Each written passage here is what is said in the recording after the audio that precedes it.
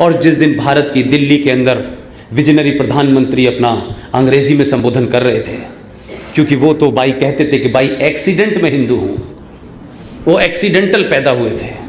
हमको पता नहीं कि अभी तक कोई डॉक्टर ने टर्म निकाली है कि ये एक्सीडेंटल भी कोई पैदा होता है, उसमें एक्सीडेंट क्या होता है।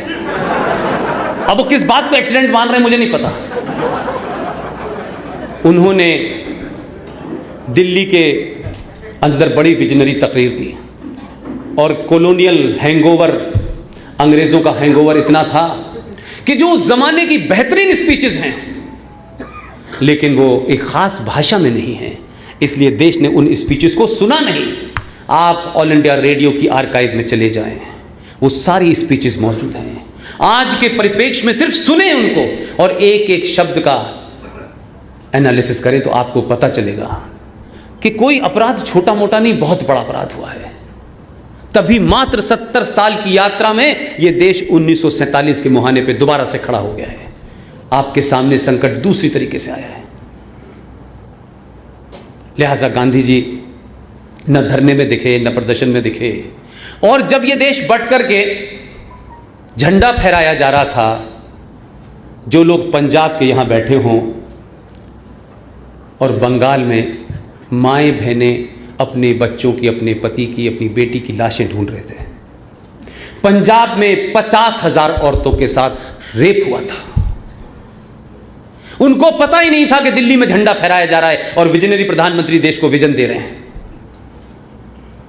कुछ आजादी की बात आप कर रहे हो और क्या नैरेटिव चलाया। अहिंसा से आजादी मिली, बिना लड़े आजादी मिली। 26 लाख लोग वहां मरे और सुभाष चंद्र बोस की सेना के अंदर 46,000 की सेना में से 21,000 फौजी मरा।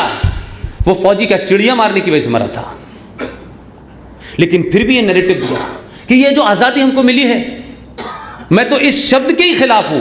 आजादी मिली है, अगर ये जो भी कुछ थोड़ी बहुत आजादी है तो जान दे के हमने ली है, ये मिली नहीं है, हमने छीनी है तुमसे। लेकिन इस देश के पुरुषार्थ को ऐसे ऐसे शब्दों से आप नवाजिए कि हमें मिली है, भीख थी कोई दे गया हमको। हम इस मानसिकता से, शब्दों का बड़ा महत्व होता है। जिस तथाकथित आजादी के बारे में इतना पाठ पढ़ाया गया, ये सब छुपाया गया। इसलिए मैंने कहा हम खुश नसीब हैं कि हम उस दौर में खड़े हैं कि इतिहास की एक एक गलती भी सुधर रही है और ये समाज भी सुधरने की तरफ बढ़ गया है।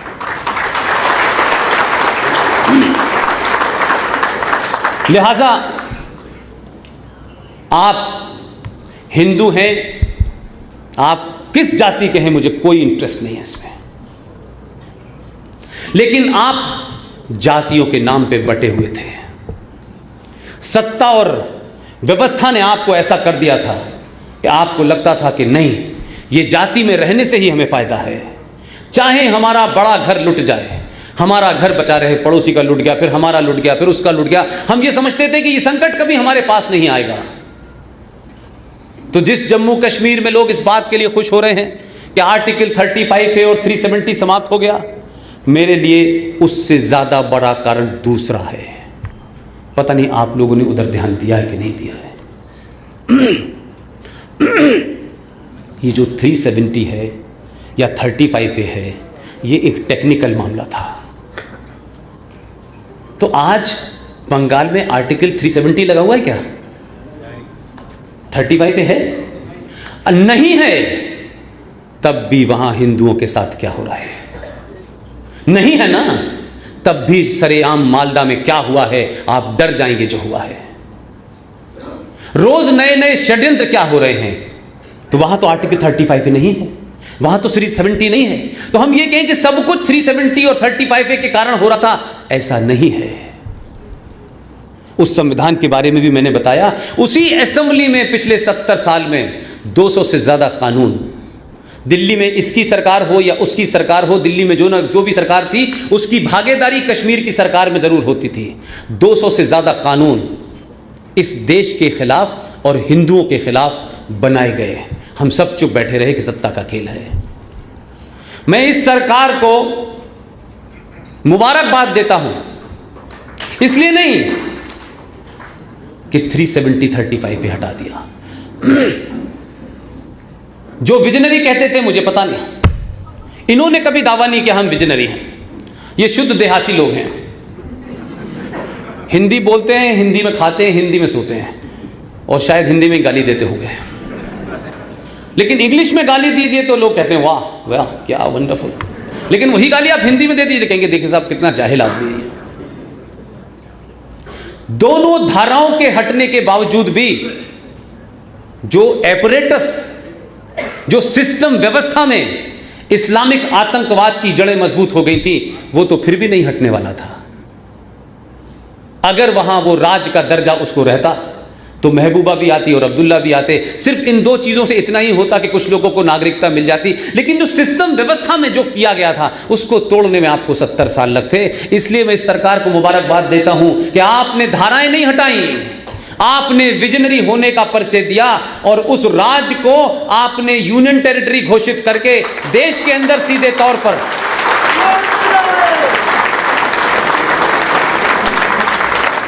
अब समस्या यह है कि सत्ता चली गई, संविधान चला गया, जो झंडा था वो भी चला गया, लेकिन अब समस्या दूसरी हो गई। और ये भी मैं कहता हूं कि कुछ चीजें अच्छी होती हैं। ये अगर 2019 से पहले होता तो सब कुछ होने के बाद भी मुझे थोड़ा सा दुख रहता। मैं ज्यादा खुश क्यों हूं? इसलिए कि इस यूनियन टेरिटरी घोषित होने के बाद, केंद्र शासित प्रदेश होने के बाद, अब जम्मू कश्मीर, लद्दाख की गली गली, मोहल्ले मोहल्ले की इंच इंच जमीन केंद्र सरकार के हाथ में है। और दूसरी बात जो मेरे लिए उससे भी ज्यादा महत्वपूर्ण है कि अब जम्मू कश्मीर की पुलिस गृह मंत्री देखेगा, उसमें भर्तियां कैसे होंगी ये भी गृह मंत्रालय देखेगा। तो लोग अब डर के मारे ये नहीं कहते कि गृह मंत्रालय देखेगा, उनको मालूम है गृह मंत्रालय का मतलब क्या है। इसलिए ये फैसला इन दो फैसलों से ज्यादा बड़ा है। इसके न होने से बात अधूरी रहती है। लिहाजा फिर एक बार संविधान की तरफ लौटना चाहता हूं मैं। संविधान की उन दो धाराओं का उनका 40वां होने वाला है, 13वीं हो चुकी है। 31 अक्टूबर को मैं सब जगह एक अपील कर रहा हूं, आपसे भी करता हूं, आपको अच्छी लगे तो मानिए, मैं कोई राजनेता होने की मेरी बात आपको माननी है। मैं सिर्फ आपसे वही बात कहूंगा जिसमें ना आपका कारोबार का नुकसान हो, ना आपको कोई अपनी पहचान का नुकसान हो, जो ना पॉलिटिकली इनकरेक्ट दिखे। 31 अक्टूबर को जम्मू कश्मीर में यूनियन टेरिटरी घोषित होने के बाद लेफ्टिनेंट गवर्नर सीधे कंट्रोल में वहां जाएगा। उस दिन से जम्मू कश्मीर में केंद्र का शासन लागू होगा, ये बात नहीं है। 31 अक्टूबर की डेट भी आपके दोनों लोगों ने, वो कब तय करते हैं, कहां तय करते हैं, ये भी लोगों को पता नहीं चलता कि मीटिंग कहां होती है। उन्होंने तो ब्रजपात कर दिया इनके ऊपर। उन्होंने केंद्र शासित प्रदेश तो घोषित किया है, लेकिन जब इतिहास में लिखा जाएगा तो उन्होंने 31 अक्टूबर की डेट चुनी है कि हम उस दिन करेंगे जिस दिन सरदार पटेल पैदा हुए थे।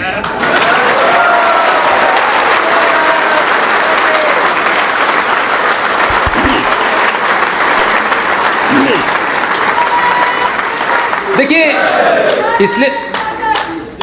इसलिए मैंने कहा कि आप जो करके जाएंगे, इतिहास उन्हीं डेट को पढ़ेगा। जो लोग सरदार पटेल को भुलाना चाहते थे और इस देश में 300 से ज़्यादा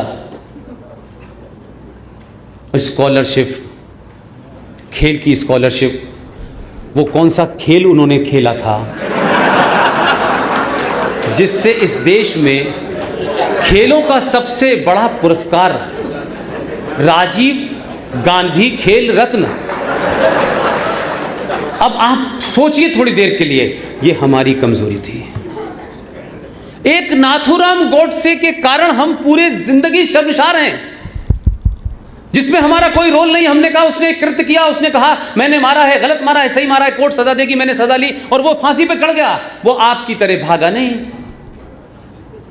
लेकिन जिनके नाम से राजीव गांधी खेल रत्न हैं, उन्होंने खेल क्या था कि इंदिरा गांधी की जब हत्या हो गई थी तो भारत के राष्ट्रीय चैनल दूरदर्शन पे वो अवतरित हुए और पहली बार उन्होंने अंदर जनेऊ नहीं पहना, अपनी बंडी के ऊपर जनेऊ पहन के आए। ये विजुअल हैं, ये मेरी कही बात को यकीन मत कीजिएगा, जाके ढूंढ लीजिएगा। दूरदर्शन पे राजीव गांधी का जब वो आप भाषण सुनेंगे तो राजीव गांधी को बताना था कि मेरी मां को मारा गया है, अब मुझे झेलना, मैंने भी जनेऊ पहन लिया है।